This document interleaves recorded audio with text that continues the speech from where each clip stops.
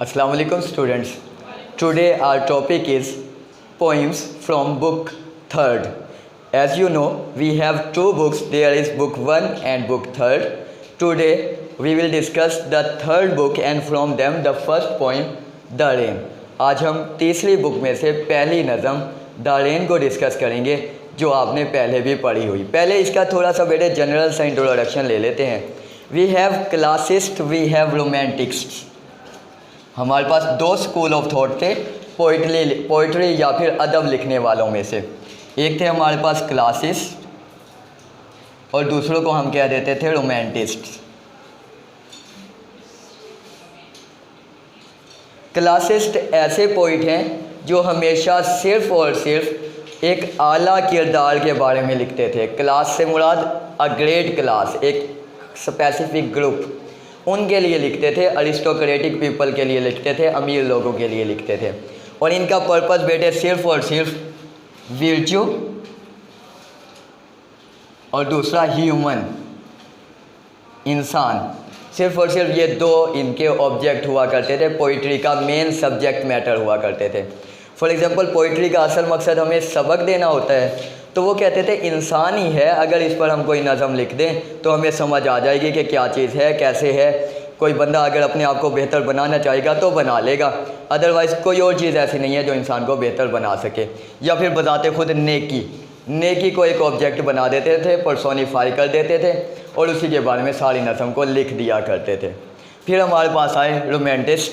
ये आए हमारे पास 17th सेंचुरी में, रिनासा के पीरियड में, और इन्होंने बताया नहीं, we can write poetry on the object of nature. हम नेचर के ऑब्जेक्ट पर नज़में लिख सकते हैं। रोमांटिक का मतलब होता है समथिंग न्यू, कोई नई चीज़, कोई नई बात। पुरानी बात थी उसे उन्होंने चेंज किया, नए स्कूल ऑफ थॉट पे लेके आए, नए तरीक़ाकार पे लेके आए। They were called as nature poet. जिस ऑब्जेक्ट को उन्होंने नेचर कहा, नेचर पोइट भी इन्हें हम कहते थे और रोमांटिक पोइट भी कहते थे। आपने जैसे पढ़ा 9th में डैफोडिल्स। कोई बंदा इससे पहले विलियम वर्ड्सवर्थ इनका पायनियर था, इसका सबसे आला तरीन बंदा था जिसने इस स्कूल ऑफ थॉट को शुरू किया था। कोई बंदा नहीं सोच सकता था कि डैफोडिल्स पर एक नज़म लिख दी जाए और वो इतनी इंस्पायरिंग हो कि हर एक बंदे को थोड़ा सा मुतासिर भी कर दे। फिर हमारे पास विंड आई, द विंड, हवा वाली। आपने वो भी नज़म पढ़ी, आपने पीस पढ़ा, नज़म पीस को पढ़ा। हवा के बारे में उसने लिखा था ओड टू वेस्ट विंड, शायद वो भी आप लोगों ने पढ़ा होगा, वो फेडरल वाले, अगर आप में से कोई स्टूडेंट है तो। द विंड हमारे पास पोइम थी। कोई बंदा इससे पहले क्लासिस्ट में नहीं सोच सकता था कि वो एक हवा पर कोई नज़म लिख सकता है, तो इन्होंने आके बताया नहीं, हम लिख सकते हैं, हम हवा पे लिख सकते हैं, हम फूलों पे लिख सकते हैं, दरख्त पे लिख सकते हैं, किसी सुराही पे लिख सकते हैं, किसी कलम पे नज़म लिख सकते हैं। और वो नज़म सिर्फ मकसद लिखना नहीं था, बल्कि उसके बाद एक ऐसा सबक देना था जो इससे भी ज़्यादा हमें सबक दे। फॉर एग्ज़ाम्पल द विंड में हमें क्या मैसेज मिला था, द पीस में हमें क्या सबक मिला था? उसने कहा था डिस्ट्रक्शन किसी चीज़ का असल मकसद नहीं होता।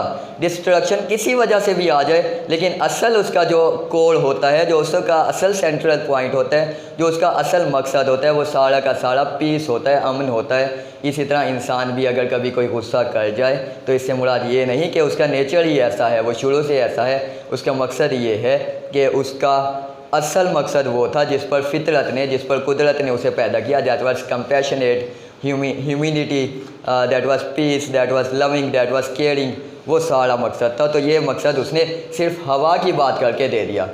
यहाँ भी ऐसे आए अब हमारे पास द रेन, बारिश के बारे में वो हमें सिर्फ एक मेटाफर बयान करके, सारी की सारी मेटाफर पे लिखी हुई पोइम है हमारे पास। आपने पढ़ा हुआ है मेटाफर होता क्या है। नेक्स्ट लेक्चर में इसे भी डिस्कस दोबारा कर लेंगे कि सिमिली और मेटाफर होता क्या है। अभी तक के लिए इतना कि मेटाफर को उर्दू में इस्तारा कहते हैं और किसी बात को उधार मीनिंग लेके थोड़ी देर के लिए बयान कर देना। हम कहें कुछ और, उसका मकसद कुछ और इम्प्लाई करना चाहें, कुछ और अप्लाई करना चाहें, वो होता है। तो सारी की सारी उस पर लिखी हुई द रेन पोइम पढ़ के देखते हैं एग्जैक्ट वर्डिंग में हमें क्या कहता है। I heard leaves drinking rain, I heard मैंने सुना, लीव्स पत्तों को, ड्रिंकिंग रेन पानी पीते हुए। पर्सोनीफाई इस्तेमाल किया, पर्सोनिफिकेशन की कैटेगरी इस्तेमाल की। डिस्कस करेंगे इंशाल्लाह कल के लेक्चर में तमाम फिगर ऑफ स्पीच को। मैंने पत्तों को पानी पीते हुए सुना। I hear rich leaves on the top. मैंने बुलंदी पर, टॉप पर, आला जगह पर अमीर पत्तों को सुना। गिविंग द पुअर बीनीथ, जो नीचे दे रहे थे पत्तों को, ड्रॉप आफ्टर ड्रॉप, एक एक कतरा करके। मैंने ऊपर वाले पत्तों को पानी पीते हुए सुना, बारिश का पानी पीते हुए सुना, जो नीचे वाले पत्तों को एक एक ड्रॉप करके दे रहे थे। It's uh sweet noise to hair. TISS से मुराद उसने कॉन्ट्रैक्शन इस्तेमाल किया, it's a sweet noise to hair. उसने वर्ड नॉइस यूज़ किया, साउंड यूज़ नहीं किया। ये अच्छा शोर था सुनने के लिए। These green leaves drinking near, इन सब्ज पत्तों को करीब से पानी पीते हुए सुनना। एग्जैक्ट इस पूरे स्टेंजे में कुछ यूँ कहता है कि मैंने ऊपर वाले पत्तों को पानी पीते हुए सुना, जो पानी पी रहे थे और साथ ही साथ एक अच्छा सा शोर भी पैदा कर रहे थे, और साथ साथ एक एक ड्रॉप करके नीचे वाले पत्तों को पानी भी दे रहे थे। आगे चलते हैं। अभी सिर्फ और सिर्फ हम इसका कौन सा मीनिंग देख रहे हैं, जो अपेरेंटली है, जो सिर्फ और सिर्फ इसका कॉन्टेक्सचुअल मीनिंग है, ऊपर नज़र आने वाला, बज़ाहिर नज़र आने वाला है। And when the suns comes out, और जब सूरज बाहर निकलता है, after this rain shall stop, जब ये बारिश थम जाती है, रुक जाती है, अ वंडरस लाइट, एक हैरान कर देने वाली, एक बहुत ही शाइनी लाइट विल फिल, भर देगी, किसे, ईच डार्क राउंड ड्रॉप, हर एक सियाह गोल कतरे को। I hope the sun shines brightly, मैं उम्मीद करता हूँ कि सूरज बहुत तेज़ी से चमकेगा, पूरी आबोताब से चमकेगा। It will be a lovely sight, और ये एक बेहतरीन नज़ारा होगा। कहता है जब बारिश रुक जाएगी और सूरज निकलेगा तो एक हैरान कर देने वाली चमकदार रोशनी तमाम सियाह कतरों को भर देगी रोशनी से, और फिर ये सूरज तेज़ चमकने वाला एक ऐसा होगा जो पूरी जगह को खूबसूरत बना देगा, देखने के काबिल बना देगा। ये था इसका हमारे पास अपेरेंट मीनिंग जो हमें सामने नज़र आ रहा था। कुछ मेटाफर्स को डिस्कस कर लेते हैं कि किस चीज़ को उसने किस चीज़ के लिए इस्तेमाल किया, और फिर इसका एग्जैक्ट मीनिंग भी देख लेते हैं। उसने यूज़ किया the rich leaves for rich people, और पुअर लीव्स या फिर लोअर लीव्स, अपर भी आप इसे कह दोगे, अपर लीव्स और रिच लीव्स, लोअर और poor leaves for the poor, गरीबों के लिए इस्तेमाल किया। पहले सेंटेंस को देखते हैं। वो कहता है मैंने देखा कि कुछ लोग थे, इम्प्लाई करते हुए अब हम उसका एग्जैक्ट मीनिंग लेके चलने लगे हैं। मैंने देखा कि मेरी ही सोसाइटी के, मेरे ही कंट्री के, मेरे ही माशरे के कुछ लोग थे जो कि कुदरत की वो वाली नेमतें जो वो बज़ाते ख़ुद सबको दे रहा था, उसे दोनों हाथों से एक्वायर कर रहे थे, उसे दोनों हाथों से हासिल कर रहे थे। जैसा कि रिच लीव्स ऊपर मौजूद सारे के सारे बारिश के पानी को खुद ब खुद पी जाते हैं। ऐसा उसने कहा ना कि एक हमारे पास दरख्त है जिसके ऊपर कुछ पत्ते हैं और कुछ पत्ते नीचे मौजूद हैं। बारिश का पानी ये सारा का सारा जज़्ब कर लेते हैं और बाद में क्या करते हैं, ड्रॉप आफ्टर ड्रॉप, जब उनके पास बचता है, कोई स्पेयर होता है, कोई एक्स्ट्रा होता है, वो नीचे देते हैं। तो कहता है मैंने देखा मेरे ख़ानदान के, मेरे फैमिली के, मेरे माशरे के कुछ लोग थे जो कि बारिश के पानी की तरह की नेमतें, वो नेमतें जो कुदरत ने सबको नवाजी हुई हैं, वो भी हत्ता के खुद एक्वायर करते थे, सारी की सारी खुद ले लेते थे और उसके बाद कतरा कतरा करके दूसरे लोगों को देते थे जो कि इनके नीचे या इनके अंडर काम करते थे। कहा ये वाला अच्छा लगा मुझे इम्प्रेशन, वो शोर, वो एक अरिस्टोक्रेटिक का सारा घन गरज, वो सारे अमीर लोगों की सारी शान व शौकत मुझे अच्छी लगी, बेशक अच्छी थी, लेकिन वो फिर भी एक शोर था, वो फिर भी एक बैलेंस चीज़ नहीं थी, वो डिसबैलेंस शोर की तरह से एक सिचुएशन थी, वो एक मंजर था।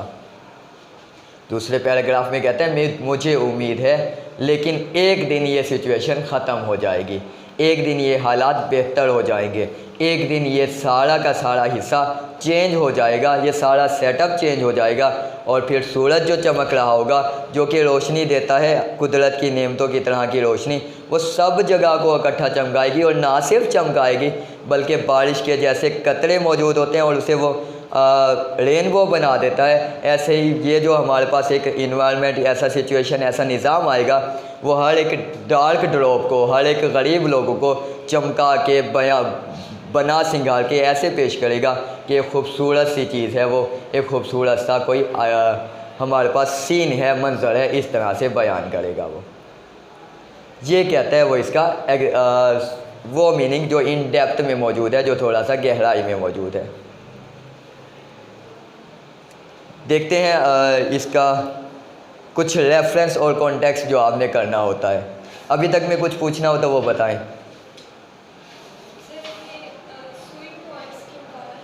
स्वीट नॉइस, अच्छा शोर, मैंने पहले अभी जो बयान किया बेटे, वो कहता है कि ऐसा सेटअप है जो कि देखने में बहुत खूबसूरत है बट डिसबैलेंस्ड है, शोर की तरह से है।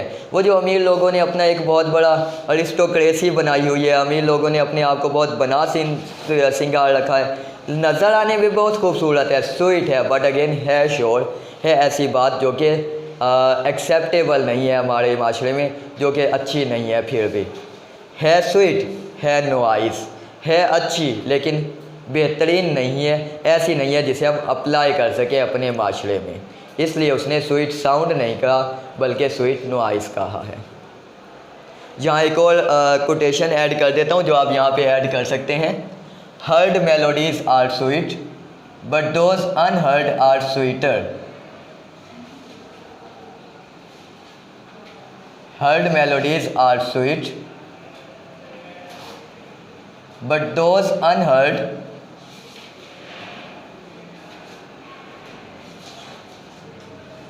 Are sweater.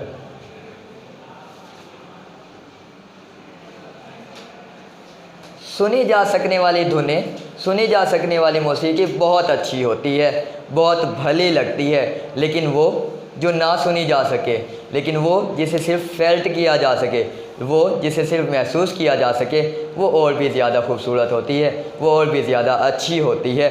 इस राइटर ने भी ऐसा ही किया। बारिश की आवाज़ कभी आप लोगों ने सुनी? क्या इम्प्लॉय किया, क्या मैसेज वहाँ से हासिल किया?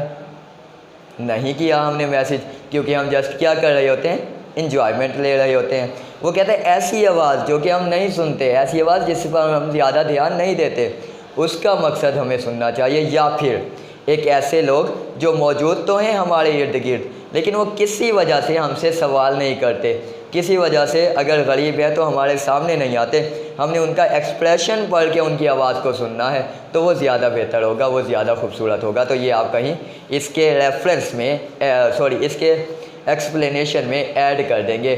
Sweet melodies are heard melodies are sweet but those unheard are sweeter. ठीक है बच्चे,